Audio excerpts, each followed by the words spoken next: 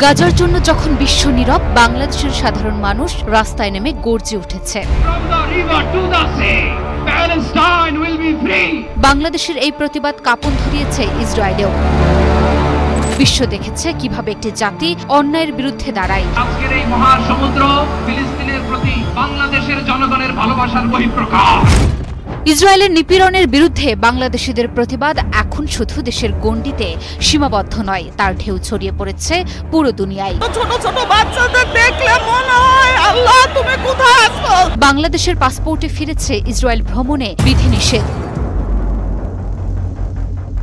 গাজার জন্য যখন বিশ্ব নীরব, তখন কিছু কণ্ঠ জেগে উঠেছে, আর সেই কণ্ঠ যখন আসে এক দুর্বল ভাবা দেশের বুক থেকে, তখন ইতিহাসও থমকে দাঁড়ায়। ইসরায়েলি আগ্রাসনের বিরুদ্ধে যখন অনেক দেশ কূটনৈতিক ভারসাম্য রাখছে, তখন বাংলাদেশের সাধারণ মানুষ রাস্তায় নেমে গর্জে উঠেছে। বিশ্বশক্তির চোখ রাঙানি উপেক্ষা করে বাংলাদেশ দাঁড়িয়েছে সত্যের পক্ষে। এই প্রতিবাদ ছিল না কোনো রাজনৈতিক দলের খেলা, ছিল না ভোটের কৌশল, এটা ছিল মানবতার পক্ষে দাঁড়ানোর এক নির্ভেজাল চেতনা।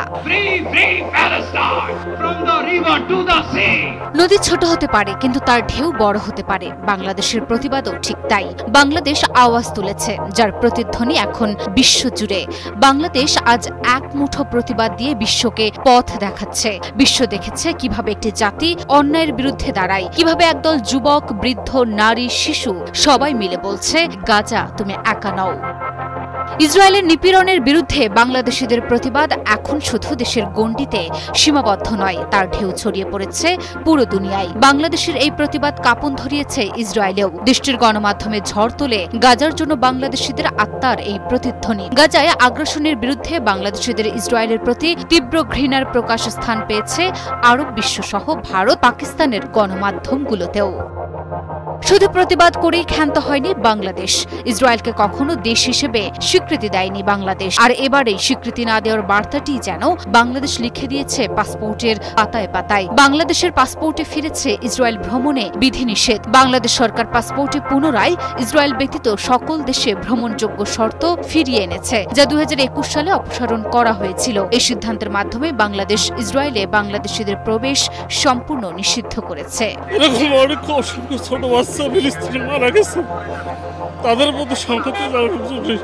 ইসরায়েলি গণমাধ্যম বাংলাদেশের এই সিদ্ধান্তকে ব্যাপকভাবে কভার করেছে। ইসরায়েলের গণমাধ্যম টাইমস অফ ইসরায়েল বলছে, বাংলাদেশের এই সিদ্ধান্ত আবারও স্পষ্ট করে দিল ইসরায়েল নিয়ে বাংলাদেশ অতিশয় স্পর্শকাতর। তাদের প্রতিবেদনের ভাষায় ইসরায়েল ব্যতীত শব্দ আবারও পুনর্বহাল করা হয়েছে বাংলাদেশের পাসপোর্টে, যার মাধ্যমে বাংলাদেশিদের ইসরায়েলে প্রবেশে নিষেধাজ্ঞা আনা হয়েছে। বাংলাদেশিদের জন্য ইসরায়েল অত্যন্ত স্পর্শকাতর ইস্যু। দেশটি ইসরায়েলকে স্বীকৃতিও দেয়নি।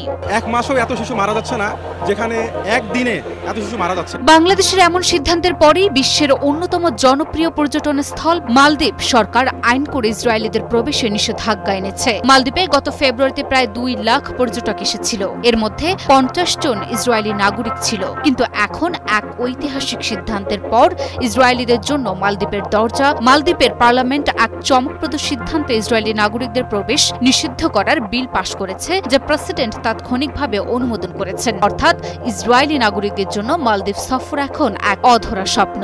আমি একজন মুসলমান হিসেবে আমি যতটুকু পারছি ততটুকু আমি সহযোগিতার হাত বাড়িয়ে দিয়েছি। ফিলিস্তিনিদের প্রতি এই সংহতি প্রকাশের ক্ষেত্রে বাংলাদেশ ও মালদ্বীপের এই যুগান্তকারী সিদ্ধান্ত আন্তর্জাতিক অঙ্গনে ব্যাপক প্রশংসা কুড়িয়েছে। বিশেষ করে মুসলিম বিশ্বে এই পদক্ষেপকে ইসরায়েলি আগ্রাসনের বিরুদ্ধে একটি শক্তিশালী বার্তা হিসেবে দেখা হচ্ছে। নির্যাতিত ফিলিস্তিনিদের পাশে দাঁড়াতে যখন বিশ্ব অনেকটাই নির্বিকার, তখন বাংলাদেশ প্রমাণ করেছে সত্যের পথে একা হলেও তা কখনো বন্ধ হয় না। Desk report, news 24।